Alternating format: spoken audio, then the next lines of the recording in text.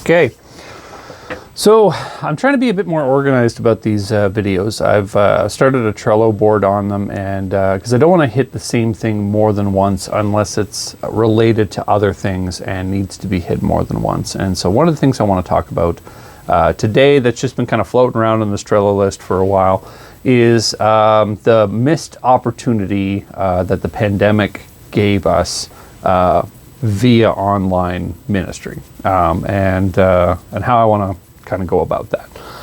So the pandemic is kind of widely remembered as a place where we were really given two options. We could either continue to meet in person and risk getting sick or risk trouble with the law, or we could meet online and really risk none of that. It was kind of hailed as the savior of kind of like church, as it were, because like we had the technology to be able to do online church, even though we're the ones who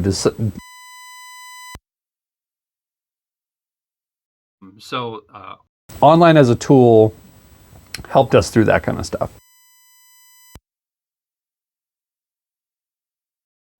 That's a false dichotomy, that the options were either meet in person or meet online, because there was a third option, and it's got a few layers to it, but I do think that was actually what we were supposed to do, not one or the other.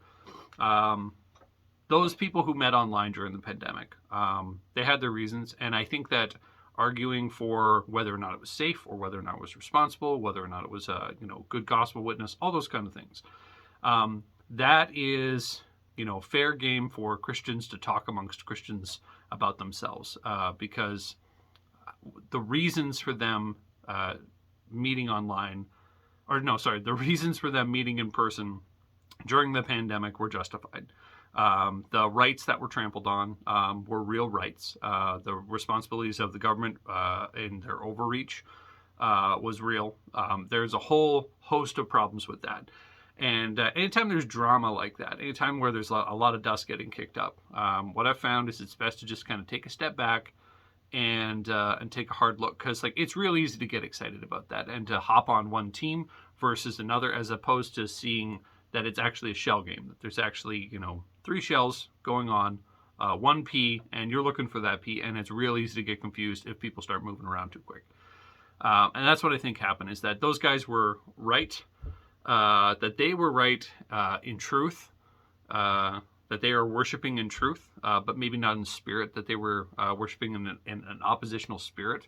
And really, that's a hard sell, because I think they actually were probably the people acting most Christian in this situation when we were presented with the pandemic and presented with online worship. I think the guys who said, no, we're only doing church the way church is being done, was an orthodox position, because that's how church would have been done 200 years ago. There would have been no option for online to replace it.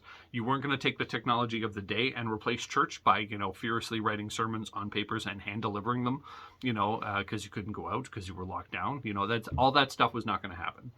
But then the move online happened. We saw 96% of churches reported by Barna in early 2020, all moved their services online or provided an online service, and half the church didn't show up.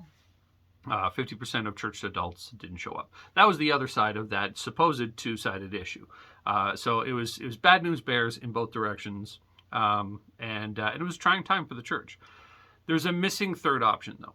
The missing third option is to not attend your church.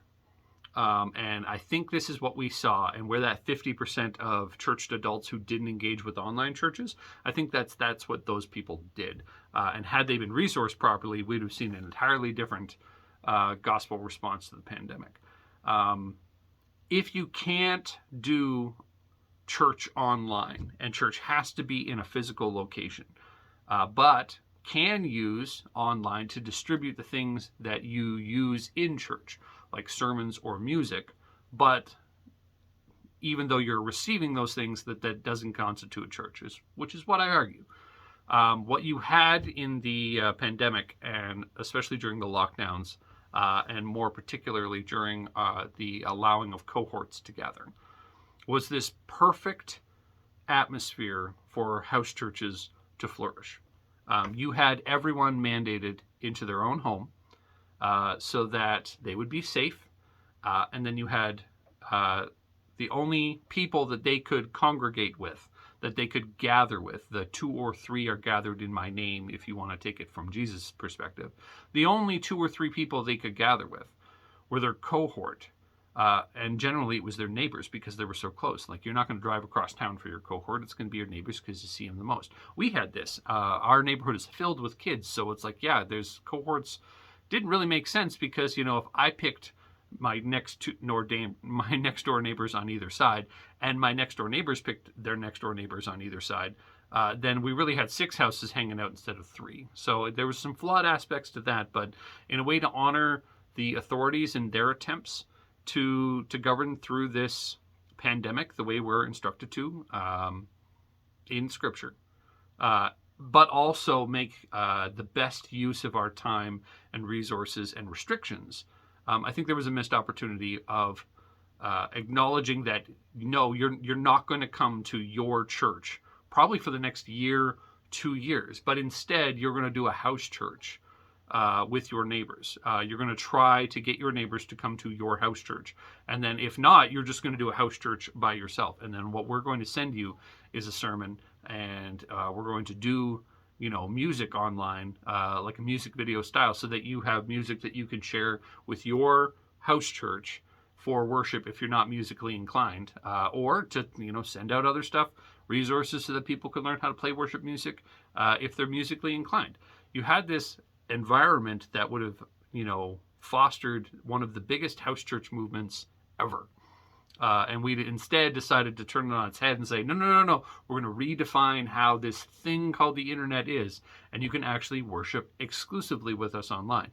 That, that it's the same thing as church, it's just different, and that it's not as fulfilling as inline, but it's not less valuable. And I would argue it is less valuable because it's not a gathering of people, it's a connecting of people. And that connection was valued. That connection was important, but what that connection wasn't was church. And what we could have done through that period was just make a swath of house churches by insisting that they don't actually come to our churches, which is terrifying for organizations because, we all have bills to pay. I work as a facility manager for a big church. Having that many people not be sending their tithe into our organization would be scary because we would have to weather a storm where we didn't know what that was going to look like. So yeah, I understand that there's downsides to this decision. But what I think we missed biblically, what I think we missed on a theological level, was that we were trying to make online, which is a thing, essentially a place, so that we could worship together even though we were scattered, instead of empowering the scattering to do the most impact, like seeds of the gospel that they could have been. And so there isn't actually 2 options. There wasn't remain open in defiance or risk, or close and go online for safety and security. What there was the third option, which was stop going to church. Stop going to your church and start your own. Next door to your neighbors, use your pastor's sermons to disciple them and yourself through the medium of the internet, because it's such a powerful tool for distribution of information and archiving of information. To use the internet like it's supposed to be used, instead of trying to fit the square peg into the round hole of making internet church a possibility. And what we saw happen out of that was a host of new church options show up that really just kind of flirt with this.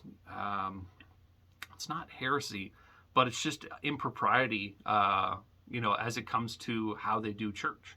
You have MMO churches now that break virtual bread together, and everyone's with their avatar character inside whatever space they're using in whatever massively multiplayer online game, and they all pick out a loaf of bread and they all eat it together, their little avatars, and they count that as communion, when communion's supposed to be people sitting around a shared table and all breaking the bread, knowing that Christ's body was broken for everyone at that table, because they're all Christians, and all taking the cup or sharing the cup because they know they're all part of a new covenant.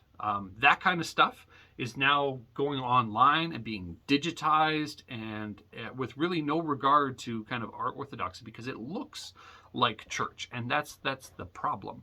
Is that the when we moved online during the pandemic, when we were given those two options, we took the option that looked the most like church instead of taking the option that would make us look the most like the church. We, instead of taking the options presented to us, we took the most presentable option. And I think that that was the big missed opportunity for COVID. I've been meaning to do this video for a while because it was a really hard time for a lot of people, myself included. And yeah, it's this huge missed opportunity. I don't think we're ever going to get an opportunity like that again, where you have everyone sent to their houses where they could have interacted with their neighbors, and instead we decided, we instead of putting the church in everyone's hands for their houses, we decided to put the church in everyone's living room so that they could just engage with it that way and not engage sideways, that we would go forward instead of sideways. And yeah, it's a missed opportunity. It's a sour note, and this is one of those kind of sad videos. It's not just Grouchy Mike, talking about stuff, but yeah, I think the world would have changed had we had done that. Had we took that 50% of church adults that disengaged from online ministry because it wasn't in-person ministry and they didn't know what to do, and we handed them a pulpit and a worship team, as opposed to handing them a lifeline with big scare quotes back to their church. If instead we sent them out into those waters, as opposed to trying to draw them in. Some food for thought. I'll talk to you guys later.